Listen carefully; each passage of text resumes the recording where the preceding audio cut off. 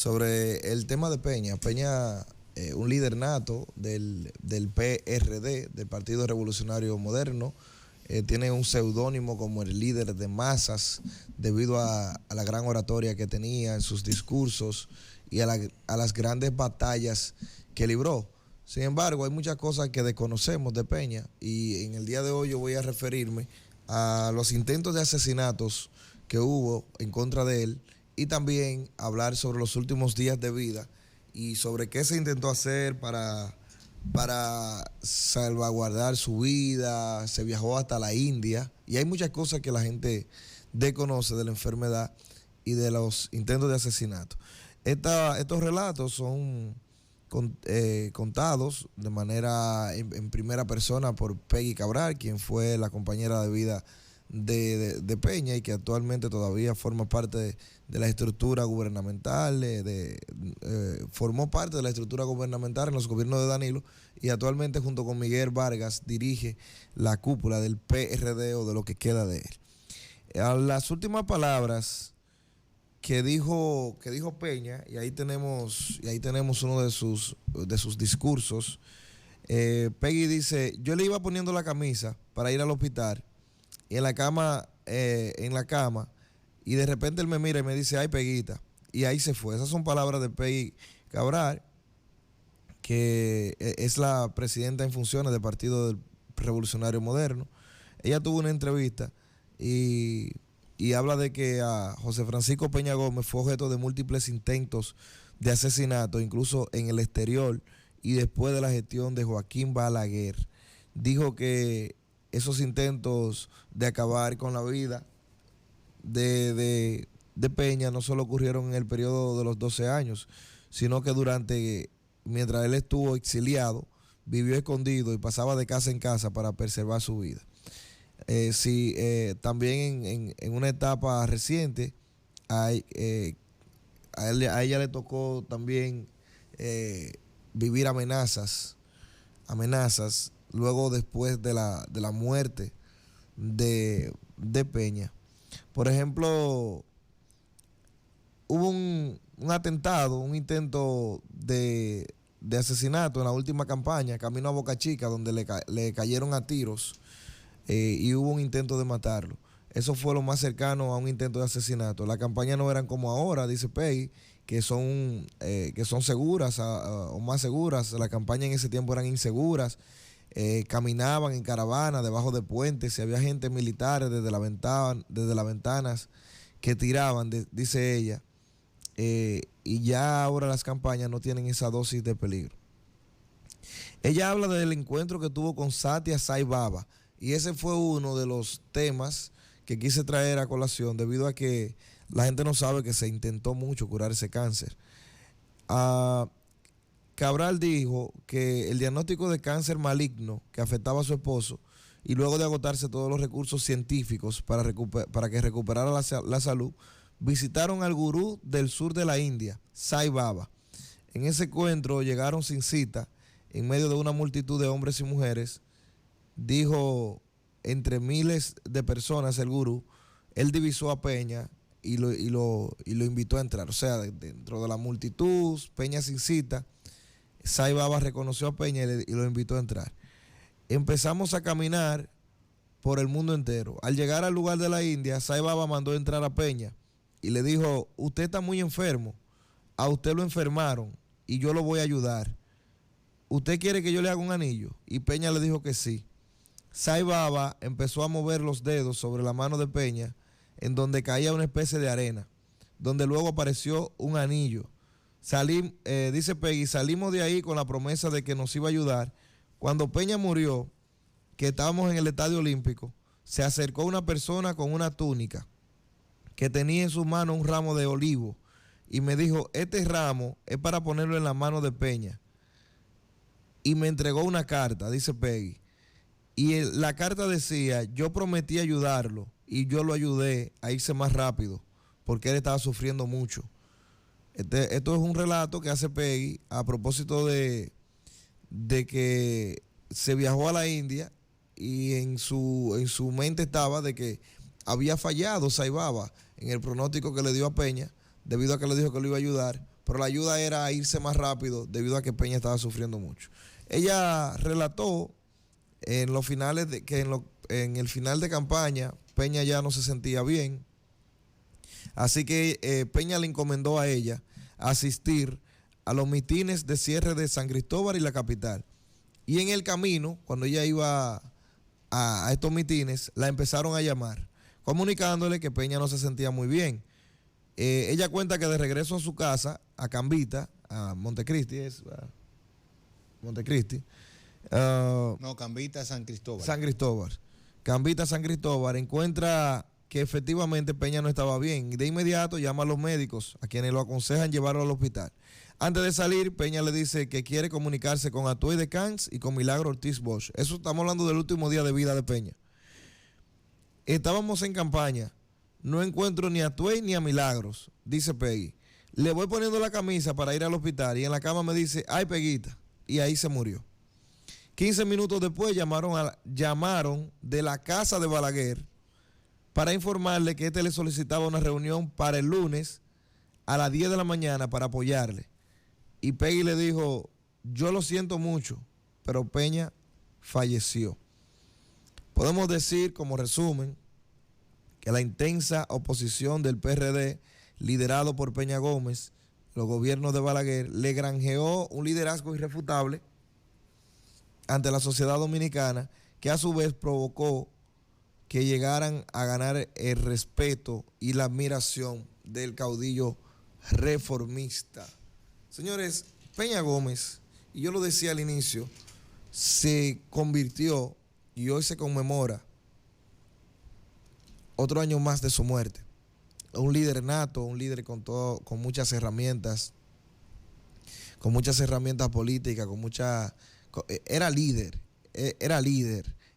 y no era líder forzado, porque hay líderes forzados, hay líderes que yo soy líder porque mi papá es un líder, hay líderes que yo soy líder porque yo quiero ser.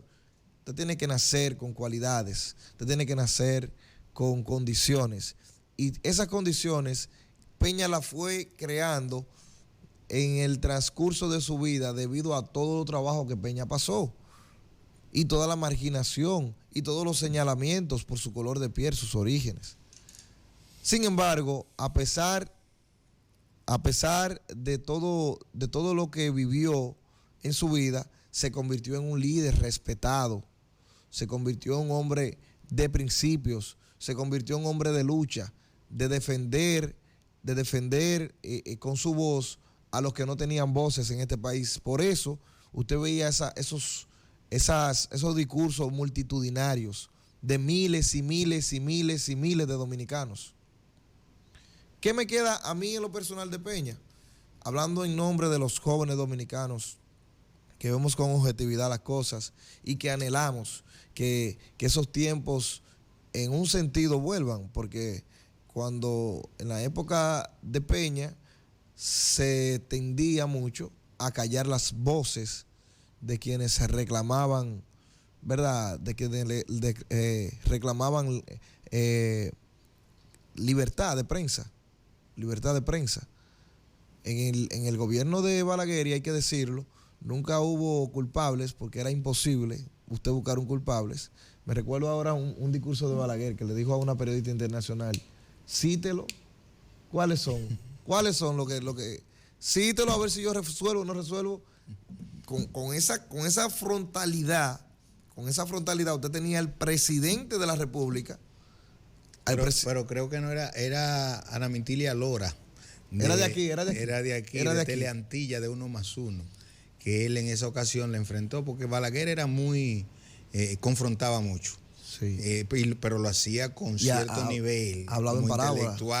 Como intelectual que era, utilizaba esas metáforas. Y recuerdo que en esa misma entrevista que tú señalas hubo otros cuestionamientos que le hicieron, pero ciertamente cuando uno habla de José Francisco Peña Gómez, habla de un gladiador de la política, un tipo que se enfrentó a todos los escenarios. Un tipo que en el 65 con la revolución asumió un papel determinante, fue uno de o el más efervescente de los políticos locales, con aquel discurso que ponía a las masas a vibrar, hasta los opositores se erizaban al escuchar a Peña Gómez hacer esos discursos que él le ponía esa efervescencia y entonces impactaban y conectaban tanto con la gente. Un políglota, manejaba más de 5 idiomas. En algún momento con una coyuntura con la Internacional Socialista impresionante, o sea, una persona que a nivel internacional tenía un prestigio que poca gente de color tenía en ese momento. Y resalto eso porque de las mayores piedras que tuvo en lo local fue el hecho de su ascendencia, de dónde venía. Sí. Pero cuando tú veías cómo le trataban internacionalmente a algunos países internacionales que todavía hoy día hacen referencia a su figura cuando vienen al país, dicen, oh, de aquí en la tierra de Peña Gómez, lo tenían a él como un símbolo de lucha, un símbolo de progreso, un símbolo de abrirse paso, de superarse, exactamente. Eso yo te iba a decir, Tomás. A pesar de todas las adversidades, señores, esa campaña del 96, donde los vinchos prácticamente lo demolieron, hicieron y sacaron todas las cosas que ellos pudieron sacar de Peña Gómez, era para que cualquiera que estuviera en la política abandonara. Porque realmente le dieron con todo. Óyeme, no quedó espacio para nada. Por eso mucha gente hoy cuestiona cuando ve a gente del PLD acercarse a José Francisco Peñaguaba, cuando ve a otros dirigentes que eran cercanos a Peña Gómez hacer vida común con gente del PLD y con misma gente de la Fuerza del Pueblo. Sí. y de la Fuerza Nacional Progresista. Mucha gente no asimila eso porque dice, caramba, la lucha de Peña. Esa gente se olvidó de todo lo que esta gente le hizo a Peña. Sí. Pero mucha gente también olvida que una de las frases lapidarias de Peña Gómez en sus últimos respiros fue: yo los perdono. Yo los perdono. Yo los perdono. Y él decía en ese corto mensaje, a pesar de las vejaciones, del maltrato, del abuso contra mí cometido, recuerden que yo los perdono. Y eso debió quedar en el ideario de mucha gente que asume la política de manera tan sectaria, de manera tan arraigada y polémica, que en política, como decía Balaguer, se tienen adversarios, más no enemigos. Y aquí hay gente que entiende que porque tú estés hoy en una parcela, yo tengo que ser tu enemigo y que mañana no puedo tener una posición distinta a la que en una coyuntura pude tener. O sea, esa es una de las grandes, de los grandes idearios que Peña Gómez dejó dentro de los que le seguían, o de manera sutil trató de dejarle.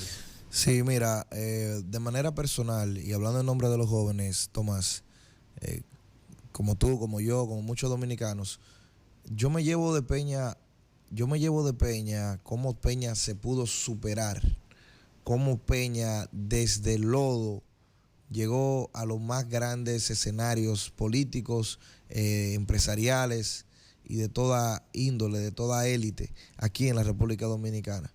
Y me hago referencia porque luego de la muerte de Peña vienen los 20 años de corrupción del PLD. Y yo digo, cuando no hay líderes, cuando no hay una oposición, cuando no hay una oposición con moral, cuando no hay una oposición sincera, no tras intereses. Peña nunca fue presidente en este país. A Peña lo engañan en el 92, fue que se le hizo la trampa. No, en el 94. En el 94 se le hace la trampa. Y Peña obliga a Balaguer en ese momento, y eso es parte de lo que hoy tenemos como democracia. A hacer elecciones en el 96. Lo obliga cuando Balaguer lo llama y le dice, mira, nosotros, está bien, yo te voy a dar la razón. Quizás se cometieron algunas indelicadezas, pero vamos a dividir esto. Gobierna 2 que yo gobierno 2. Y Peña Gómez le dijo, yo no entro en esa. Y por ahí anda un video muy jocoso de Peña en ese momento. Sí, yo lo he visto eso. Donde él dijo, tuvo que llamar al Moreno y cosas por el estilo. Entonces él le dice, coge 2 que yo cojo 2. Y muchos entendemos que si en ese momento Peña Gómez asume eso, hubiese muerto siendo el presidente de la República.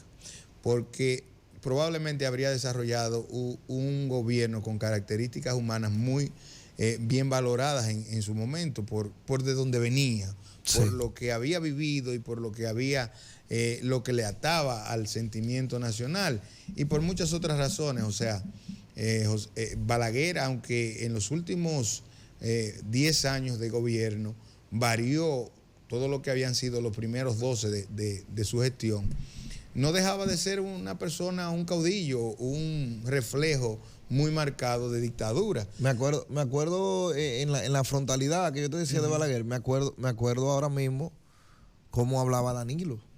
¿Tú recuerdas cómo hablaba Danilo? ¿Cuál corrupción? Sí. Dejen de hablar de eso, que eso no existe. Pero ustedes siempre andan con chismecitos. Guardando la distancia. Claro. Los niveles de intelectualidad de Joaquín Balaguer no van.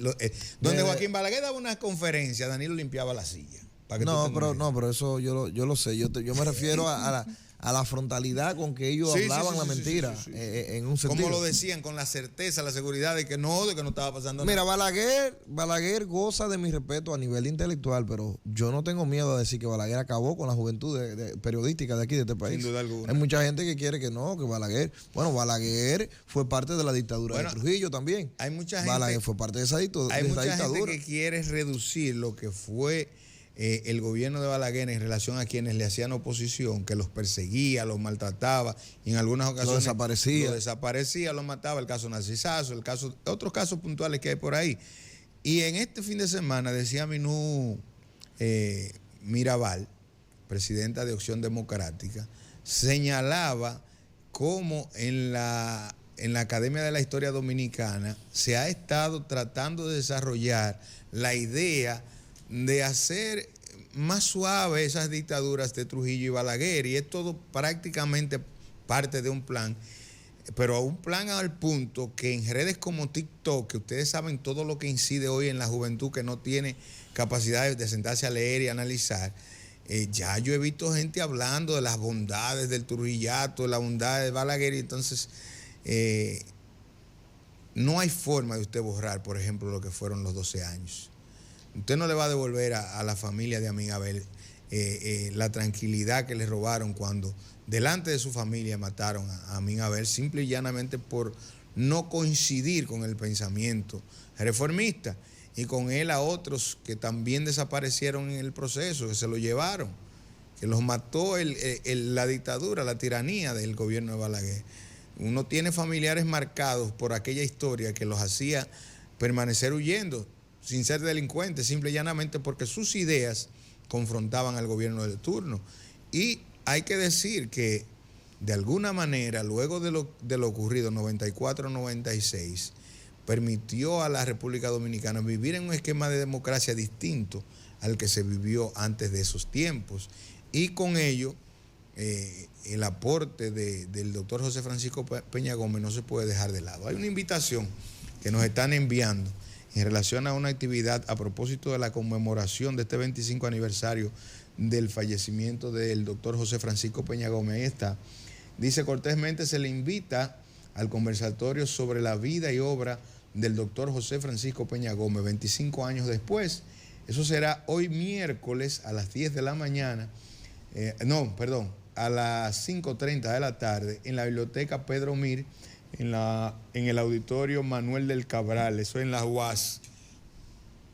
Así que si usted tiene la posibilidad de asistir a esta actividad, vaya y empápese un poquito más de la vida de este líder de masas, como se le conoce, al doctor José Francisco Peña Gómez. Peña Gómez tiene una cualidad también que es bueno mencionarla, Tomás, y esto lo comparto contigo, y es que nunca se vio envuelto en temas de corrupción, nunca se vio envuelto en temas de enriquecimiento ilícito, ni él ni su círculo, aunque la política, obviamente, usted sabe que esos mitines, todo se movía con dinero, pero sin embargo parece que se rodeó siempre de gente pulcra, por lo que no se vio nunca señalado. Así que si usted quiere tomar un líder dominicano como referencia, leerlo, estudiarlo, aprender de él, tanto en la vida, tanto como se manejó en la vida familiar intrínseca, como se manejó también en la política, uno de las figuras ideales, yo diría que serían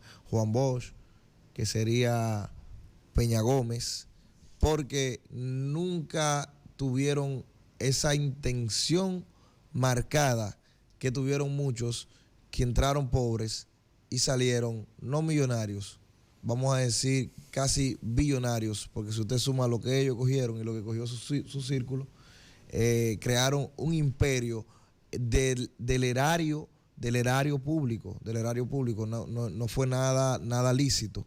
Entonces, nosotros los jóvenes debemos tratar de, si vemos gente con la mínima cualidad que tenían estos líderes, que siempre se opusieron a la demagogia, al aplastamiento de la clase pobre y a defender todo a la gente de los campos, a la gente de los barrios, a la gente que no tiene voz, como lo hizo, a la gente más humilde, como lo hizo Peña, como lo han hecho otros líderes, que por eso han sido perseguidos, y en muchos casos esto no llega lejos. Peña murió de una muerte de una enfermedad, pero en muchos casos esos líderes le dan un disparo, o aparecen muertos, o tienen muertes devastadoras, como la de nuestro propio padre de la patria, que fueron perseguidos por Santana, luego de crear la Trinitaria y todo el plan que ideó la independencia, todo por el poder. Por eso usted ve el lobo que se viste de oveja en año preelectoral, los lobos, vamos a pluralizar, que se viste de oveja, porque el poder tiene algo que parece que hay que estar ahí en el poder para poder definirlo. Gente que dice que nunca modificaría la Constitución, la modifica. Gente que dice que nunca tocaría el erario público, no lo toca, lo abraza.